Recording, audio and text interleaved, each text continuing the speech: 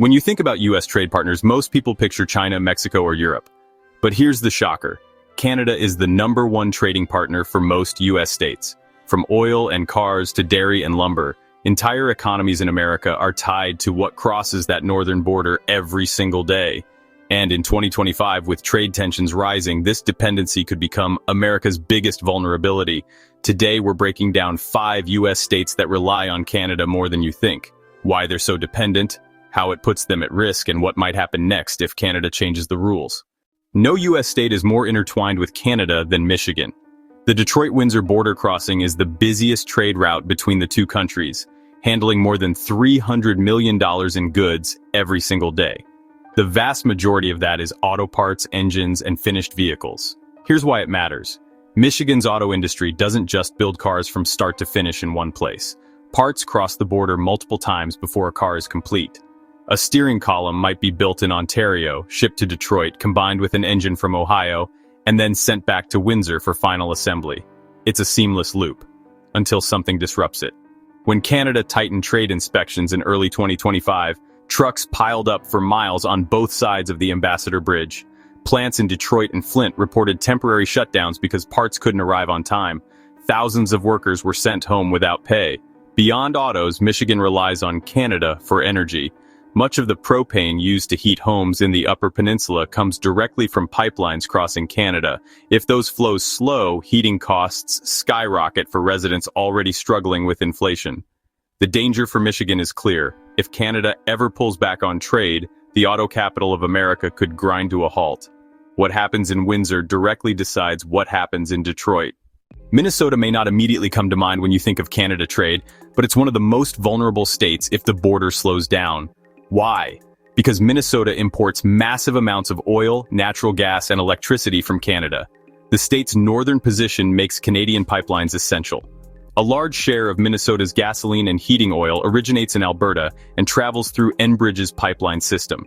If that flow is disrupted, Minnesota faces fuel shortages and price spikes almost instantly. In fact, the state declared multiple energy emergencies in the past when Canadian deliveries were delayed.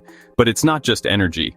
Minnesota's agricultural exports, corn, soybeans, and dairy, rely heavily on Canadian markets. Canada is one of the largest buyers of Minnesota farm goods, and disruptions could leave farmers with unsold crops and shrinking profits.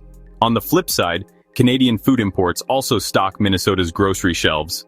Everything from beef to packaged goods crosses the border daily.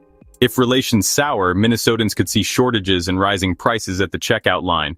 Add in tourism. Thousands of Canadians cross into Minnesota for shopping, sports, and vacations, spending millions every year. Without that influx, local businesses from hotels to restaurants would feel the squeeze.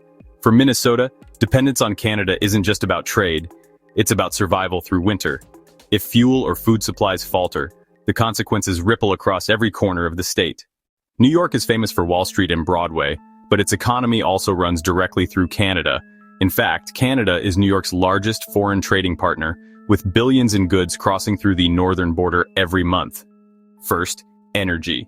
New York imports significant amounts of hydroelectric power from Quebec, helping keep electricity prices stable in the state. This clean energy source powers millions of homes and businesses. If tensions rise and those exports decline, New Yorkers could see higher utility bills and even rolling shortages. Second, manufacturing. Upstate New York depends heavily on Canada for machinery, chemicals, and raw materials that support its factories. Border delays instantly disrupt production schedules in Buffalo, Rochester, and Syracuse. Then there's tourism. New York City draws international visitors, but Canadian tourists are a major share, especially in Niagara Falls, where more than half the visitors come from across the border. Even agriculture is tied to Canada. Dairy and apples from New York are exported north, while Canadian beef and maple products flow south. The relationship is balanced, but fragile. New York may look self-sufficient on the surface, but without Canadian energy, tourists, and trade, it risks losing billions. The Empire State leans on its northern neighbor more than most people realize. Illinois, home to Chicago's massive transportation hubs, is another state deeply dependent on Canadian trade. With access to both railroads and Great Lakes shipping lanes, it serves as a major funnel for goods moving between the two nations. Agriculture is at the core. Illinois is one of America's top corn and soybean producers, and Canada is a leading buyer. If that market shrinks, Illinois farmers could face huge revenue losses. Steel is another vulnerability. Canada exports steel and aluminum into Illinois, feeding Chicago's construction and manufacturing industries. When tariffs were briefly raised in 2018, Illinois manufacturers complained of skyrocketing costs. If trade with Canada collapses, those same industries could face shortages and job losses. Chicago's role as a logistics hub makes dependency even clearer. Railroads and trucking routes connecting Canadian suppliers to U.S. markets flow directly through Illinois. Energy dependence also looms. Illinois imports Canadian crude oil, which gets refined in the Midwest and distributed across the state. Without it, gas prices soar. For Illinois, Canada isn't just a trading partner, it's a structural part of its economy. Remove it, and the shockwaves spread across the Midwest. On the West Coast, Washington State has an economic relationship with Canada that's as critical as it is overlooked. Trade between British Columbia and Washington fuels billions in commerce every year.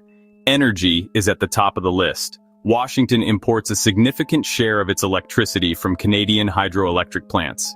That power keeps Seattle's tech firms, Tacoma's ports, and homes across the state running. If supply drops, the West Coast could see rolling brownouts. Trade routes are equally important. Washington's ports in Seattle and Tacoma handle shipments moving between Canada, Asia, and the U.S. Midwest. Canadian goods, from lumber to seafood, funnel through these ports, making Washington a crucial transit hub. Tourism adds another layer. Vancouver and Seattle share a deep cultural and economic link, with millions of visitors crossing the border annually. Without Canadian travelers, Washington's hospitality industry would suffer. Then there's lumber. Canadian timber is vital for Washington's construction industry, feeding everything from housing projects to furniture production. If those exports dry up, costs for builders and homeowners would spike. Washington's leaders openly admit the state's prosperity is inseparable from Canadian trade. If relations break down, Seattle's skyline, its tech economy, and its energy security are all at risk. Michigan, Minnesota, New York, Illinois, and Washington, 5 U.S. states that depend on Canada more than most Americans realize. From cars to crops, electricity to tourism, the connection runs deep. But here's the question. What happens if the U.S. and Canada clash in 2025? Do these states adapt, or do they face economic pain unlike anything we've seen in decades? Drop your thoughts in the comments. Which state do you think is most vulnerable? And don't forget to like, share, and subscribe for more deep dives into the hidden forces shaping America's future.